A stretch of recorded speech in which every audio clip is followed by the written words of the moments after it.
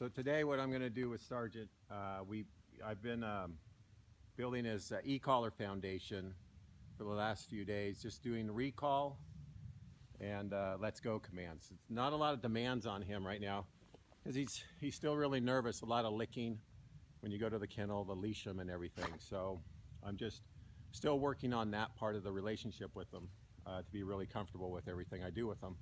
So again, not a lot of demands on him. So what I'm going to do with him now, I'm going to put my dogs out into the enclosure, and then I'm going to take them out into the field, bring him into the dogs on the long line, let him go in, and the minute I start to see him become tense or nervous, I'm going to recall him back.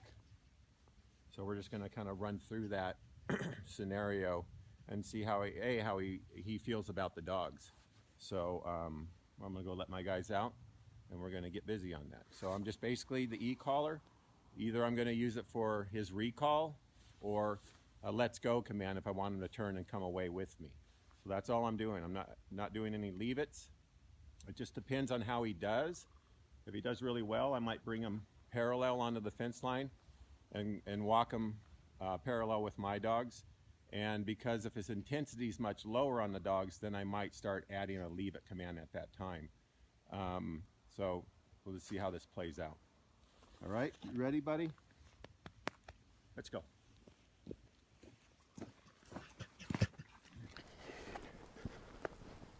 Whew. Okay.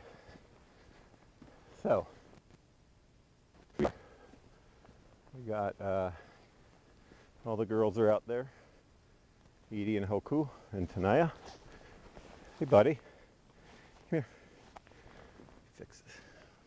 Catch my breath here. So we got some whining right here.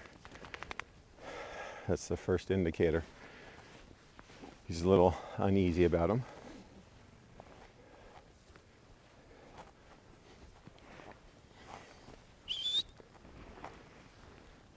Hoku. Hoku. It's good. It's good smelling and the whining.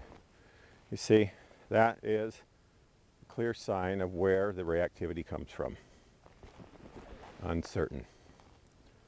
Now these guys are being all pretty calm over there, which is a good place to start. Then I'll bring out some different dogs just on their own. So right here, I'm going to just have them come back to me. I'll let them sit here for a second. Yeah, so now she's approaching them. Let's go. I'm going to bring him out. Good boy, buddy. Let's go. Because that's going to make him nervous. She's got her tail raised. Let's go. And his started to kind of accompany that. So there she goes. Now she's more curious. She's got her tail down. I was talking about Tanaya, one of my dogs. There's Edie coming in a little bit excited. Nice job, buddy. Nice job. Let's walk up and down the fence here. Let's go. So again, I'm just going to work on let's go and recall with him. If he decides he wants to go in towards the dogs, I'll just take him out further. Let's go. Good boy.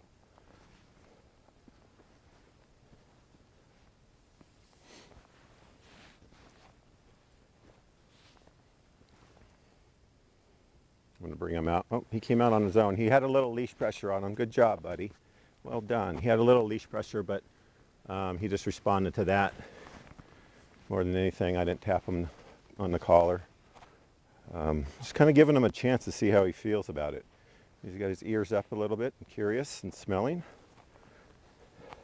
Nice. See, as I fade away from him, you know, we call bail on the dog, and an insecure dog would typically want to turn around and follow you. Let's go. Let's go. Because I built up this relationship with him that he's starting to feel more and more comfortable around me and with me because I'm giving him clear direction. So if I bail on him when he starts to become nervous, he's going to go, oh crap, where'd that source of information go? And that's a good sign when he leaves the dog and just comes back onto me. Let's go.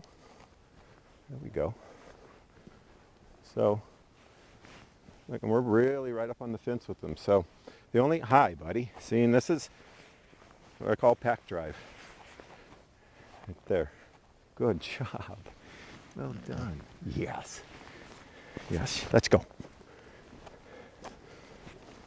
So now we'll do this again in another session, and I'll bring out a little bit more of an excited dog. So here we have some excitement on the fence. I'm going to see how he's handling that.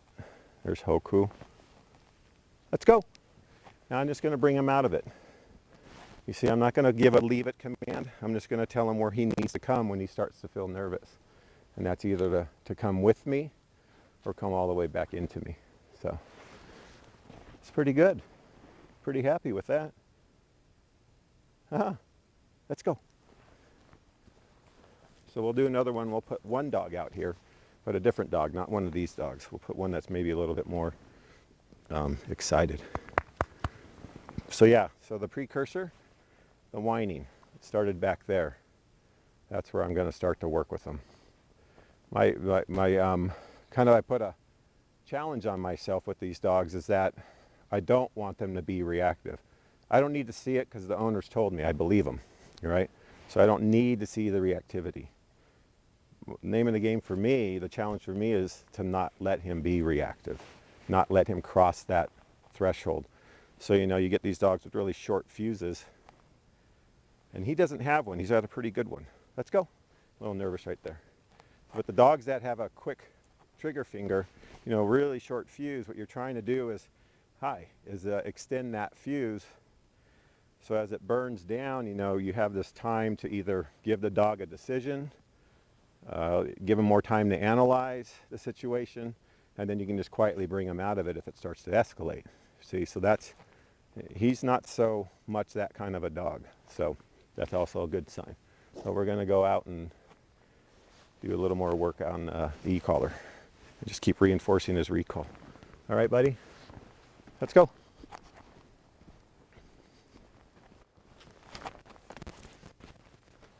Let's go.